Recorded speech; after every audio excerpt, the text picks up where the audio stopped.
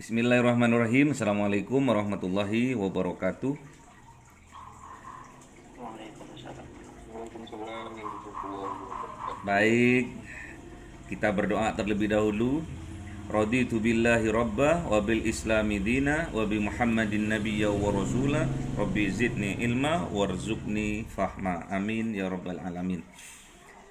Kita sudah pendalaman tentang materi. Yang pertama adalah pendalaman apa yang pertama? Pendalaman apa yang pertama? Planning ya. Yang pertama adalah perencanaan, yang kedua pengorganisasian, pendalaman pengorganisasian, dan yang ketiga sekarang kita akan mendalami tentang pengarahan atau actuating. Sudah tampil belum?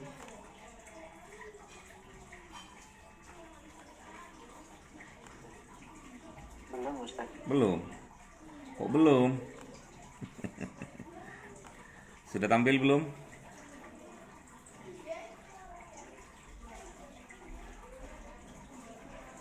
Kalau sudah tampil bilang ya. Sudah tampil belum? Sudah Ustaz. Hah? Sudah Ustaz. Baik. Sudah Ustaz. Baik, actuating yaitu pengarahan ya. Jadi subbab yang materi yang kedua dari akhir itu tentang actuating atau pengarahan. Sedangkan fungsi actuating atau pengarahan ini itu dibagi menjadi tiga. Yang pertama adalah motivasi, yang kedua adalah kepemimpinan, dan yang ketiga adalah komunikasi dan negosiasi. Ini sudah Ustadz share ya di GCR, tinggal kalian download dan pelajari lagi. Dalam mata kuliah sekarang ini yaitu tentang motivasi. Jadi tadi dibagi menjadi tiga. Fungsi pengarahan atau fungsi actuating tadi dibagi menjadi tiga. Yang pertama adalah motivasi, yang kedua adalah kepemimpinan, dan yang ketiga adalah komunikasi dan negosiasi. Kita akan mulai dari yang pertama, yaitu motivasi. CPM, yaitu capaian pembelajaran mahasiswa. Ada 4 yang harus kita pahami. Yang pertama, mahasiswa atau mahaputra maupun mahaputri harus mengidentifikasikan sikap karyawan dalam melakukan pekerjaan. Yang kedua, capaian pembelajaran mahasiswa mahasiswa bisa menjelaskan komponen-komponen dasar motivasi. Dan yang ketiga, mahasiswa atau mahaputra maupun mahaputri dapat menyebutkan teori tingkatan kebutuhan dari Maslow. Dan yang keempat, capaian pembelajaran mahasiswa atau mahaputra maupun mahaputri dapat menjelaskan teori motivasi dari Herzberg. Baik, anak-anakku semua, dari pengertian manajemen dapat kita lihat bahwasanya manajer dalam aktivitasnya untuk mencapai sebuah tujuan dapat menggunakan orang lain. Itu pengertian umum. Dengan kata lain bahwa yang dihadapinya adalah orang-orang yang berbeda sikap, tingkah laku, latar belakang, kebutuhan, dan lain sebagainya. Perbedaan-perbedaan inilah yang mempengaruhi seseorang dalam melaksanakan suatu pekerjaan, di mana ada yang bekerja dengan baik dan ada pula yang bekerja dengan asal-asalan. Itu sifat dasar dari masing-masing pekerja. Motivasi salah satu faktor yang erat hubungannya dengan tingkah laku seseorang dalam melakukan suatu kegiatan. Itulah yang dimaksud dengan motivasi. Inilah definisi dari motivasi adalah salah satu faktor yang erat hubungannya dengan tingkah laku seseorang dalam melakukan suatu kegiatan. Itu disebut motivasi. Motivasi adalah sesuatu yang mempercepat orang untuk bertingkah laku atau bertindak dalam keadaan tertentu atau sekurang-kurangnya cenderung melakukan tingkah laku tertentu. Baik anak-anakku, itu secara umum. Apa sih yang menjadi dasar dari motivasi itu? Istilah motivasi ini digunakan untuk menggambarkan bagaimana memberi dorongan kepada seseorang atau karyawan dan bagaimana ia dapat langsung melaksanakannya yang diperintahkan atau yang sudah menjadi panduan dalam bekerja. Sedangkan motivasi ini berasal dari kata Latin adalah mover yang berarti bergerak, to move. Bahasa Inggrisnya. Apa yang mendorong manusia itu untuk bergerak? Pada hakikatnya, perilaku manusia dimotivasi oleh keinginan mendapatkan sesuatu yang merupakan tujuan dari kegiatan. Oleh karena itu, perilaku pada dasarnya berorientasi pada tujuan, dan perilaku pada dasarnya dimotivasi oleh keinginan mendapatkan atau mencapai tujuan. Sedangkan motivasi menurut para pakar, yang pertama motivasi menurut Paul. Paul mengatakan bahwa perilaku pada dasarnya berorientasi pada tujuan. Dengan kata lain, perilaku kita pada umumnya dimotivasi suatu keinginan untuk mendapatkan beberapa tujuan. Manusia berbeda, tidak hanya dalam kemampuannya, melainkan juga dalam keamanan berbuat atau motivasi. Motif adalah alasan why, mengapa dari sebuah perilaku. Itu menurut Paul. Sudah kenal ya Paul ya? Orang mana Paul itu? Ada yang tahu? Paul orang mana? Belum tahu. Nanti dicari ya, terus di Sherlock biar tahu teman-temannya. Ya, anak sebelah kayaknya. Kemudian motivasi menurut Atkinson. Motivasi menurut Atkinson adalah pengaruh temporer atau pengaruh sesaat terhadap pengarahan, ketangguhan atau keuletan dari sebuah kegiatan. Itu menurut Atkinson. Kemudian menurut Kass dan Rosenberg, motivasi itu dapat berwujud berupa kebutuhan, keinginan, ada juga ketegangan, ketidaksenangan, ketidaknyamanan, ada juga harapan-harapan dan lain sebagainya. Namun, setiap orang akan berbeda motivasinya, sehingga tindakannya juga berbeda-beda. Oleh sebab itu, para manajer, kalian nih, calon-calon manajer, calon-calon pemimpin di masa depan, harus betul-betul memahami motivasi seseorang di dalam berorganisasi, sehingga kita sebagai manajer, sebagai pimpinan dapat memperkirakan tindakan yang akan diambilnya. Perlu dipahami bahwa masalah yang tersulit diketahui adalah motif apa yang ada di balik tindakan atau tingkah laku dari seseorang. Itu menurut Kass dan Rosenberg. Kesimpulan yang kita pahami dari beberapa definisi motivasi di atas, memang banyak arti yang diberikan terhadap motivasi, yaitu misalnya motivasi sebagai kebutuhan, keinginan, dorongan, gerak hati dari seseorang. Maka dapat disimpulkan bahwa kebutuhan yang mendorong kegiatan ke arah suatu tujuan tertentu itu disebut motivasi. Ingat bahwa kebutuhan yang mendorong kegiatan ke arah suatu tujuan tertentu itu disebut motivasi. Sedangkan pemotivasian itu sendiri adalah proses pemenuhan kebutuhan sumber daya manusia atau disingkat SDM agar kekuatan motif mempunyai daya dorong yang optimal untuk menggerakkan kegiatan untuk mencapai suatu tujuan bersama.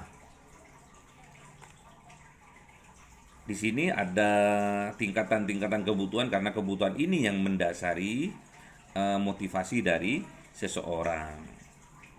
Seperti yang telah diuraikan di atas, bahwasanya motivasi sering diartikan sebagai kebutuhan, keinginan, rangsangan di antara individu. Oleh sebab itu, para manajer memiliki pemahaman tentang kebutuhan-kebutuhan yang biasanya amat penting bagi seseorang. Jadi seorang manajer itu harus paham ini, tingkatan kebutuhan dari seseorang, dari karyawan, dari bawahannya, itu tentulah berbeda-beda. Di mana memperlihatkan suatu rangkaian pekerjaan terpenting yang dapat membantu menjelaskan suatu kebutuhan yang sangat kuat. Nah, inilah tingkatan-tingkatan kebutuhan tiap orang itu berbeda-beda. Seorang manajer, seorang pimpinan itu harus paham hal itu. Pekerja si A, pekerja si B, pekerja si C itu kebutuhannya beda-beda. Ada yang masih single, ada yang sudah menikah, ada yang sudah mempunyai anak, ada yang menanggung ayah ibunya. Tentunya kalau dilihat dari kebutuhan, tentunya dari 3 orang pekerja ini sudah jelas sangat berbeda. Itulah yang menjadi dasar untuk memotivasi untuk mencapai sebuah tujuan yang telah ditetapkan oleh organisasi.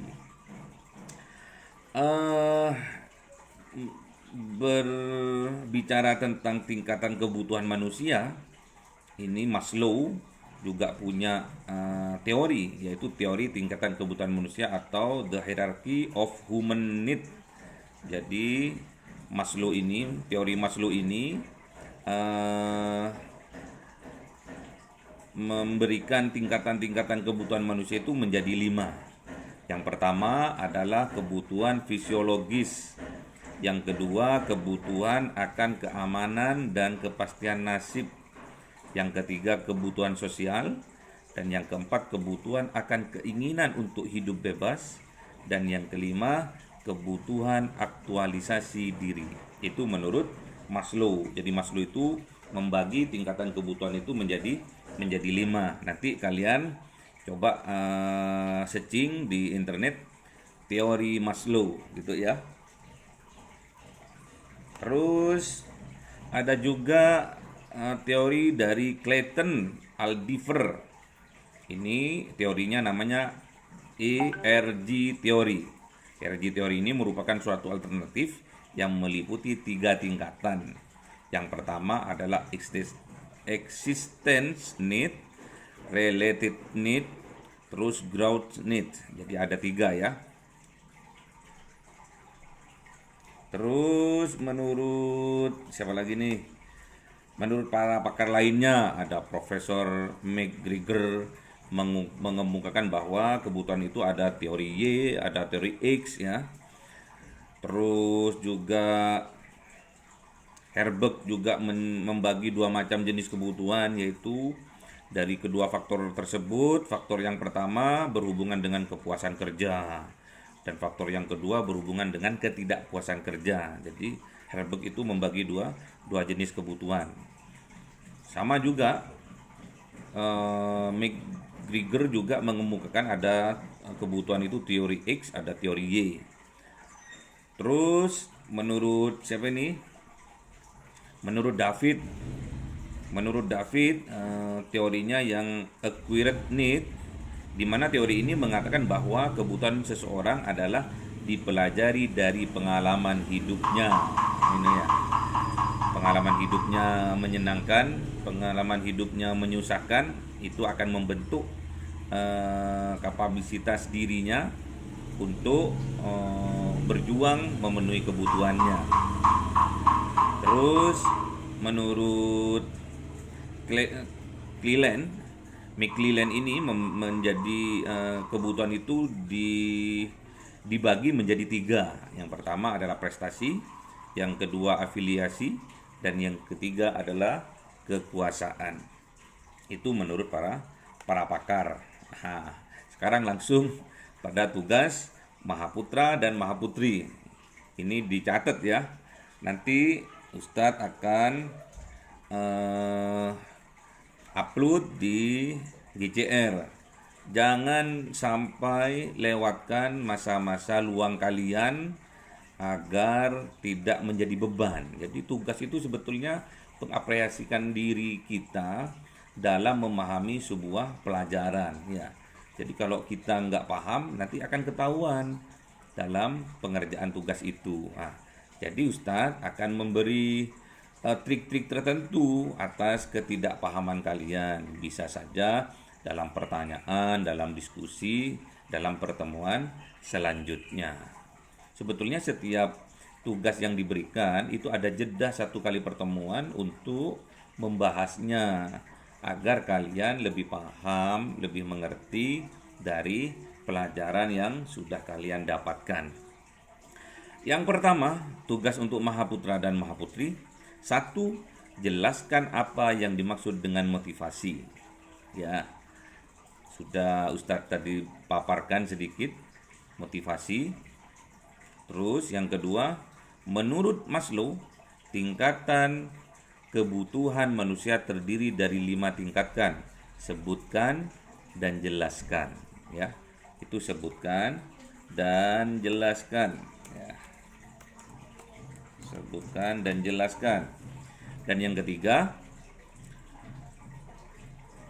uraikan teori motivasi yang dikemukakan oleh Clayton Aldefer ya. Kemukakan teori motivasi yang dikemukakan oleh Clayton Aldefer.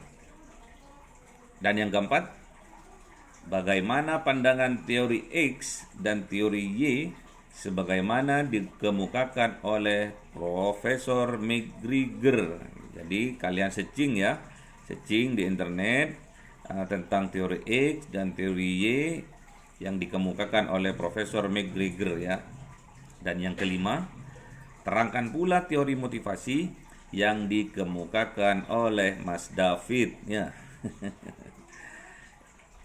Oke, ada 5 tugasnya. Besok Sabtu kita membahas ini sehingga kalian lebih paham. Kalian kerjakan terlebih dahulu. Sabtu besok kita berdiskusi. Ustadz akan tunjuk siapa yang akan menerangkan. Kemudian kita berdiskusi bersama-sama. Akhirnya kalian nanti akan lebih paham, akan lebih memahami secara mendalam apa itu actuating. Actuating tadi dibagi berapa? Ada yang masih ingat? Actuating 1 motivasi, 2 kepemimpinan, 3 komunikasi dan negosiasi.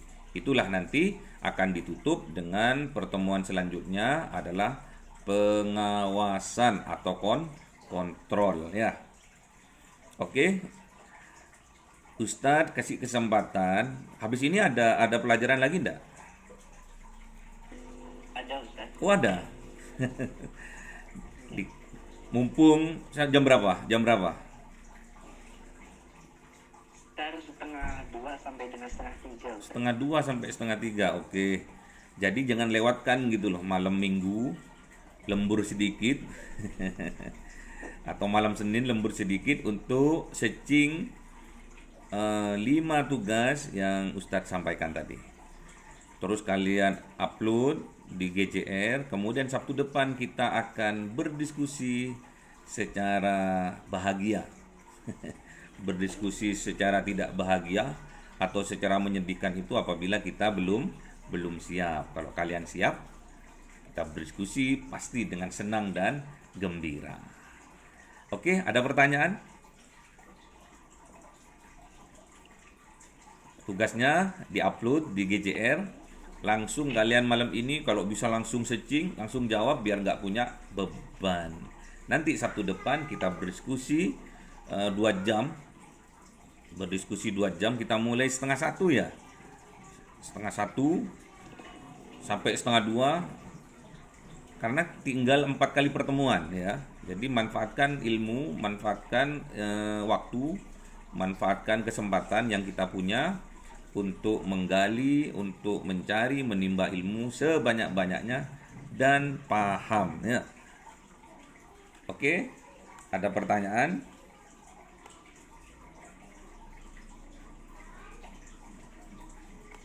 Ada pertanyaan Mas Bro? Mbak Bro?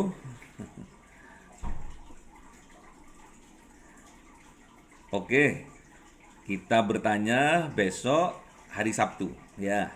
Kita bertanya besok hari Sabtu. Apabila ada yang belum paham, kalian sampaikan. Yang belum mengerjakan harus mengerjakan, biar kalian mendapatkan A. Saya itu nggak mau kalian tuh dapat B, itu nggak mau. A tapi A sungguhan gitu. Betul-betul kalian paham. Nggak paham Ustadz, tanyakan nggak pahamnya di mana. Gitu ya. Baik, kalau nggak ada pertanyaan, untuk kalian bisa istirahat, kita tutup dengan doa. Semoga pelajaran kali ini dijadikan oleh Allah pelajaran yang bermanfaat, yang barokah, sehingga menjadi wasilah kesuksesan kita di masa yang akan datang. Kita tutup dengan doa kafaratul majelis. Subhanakallahumma wa bihamdika asyhadu an la ilaha illa anta astaghfiruka wa atubu ilaik. Sampai Sabtu depan, sukses untuk kalian semua. Assalamualaikum warahmatullahi wabarakatuh.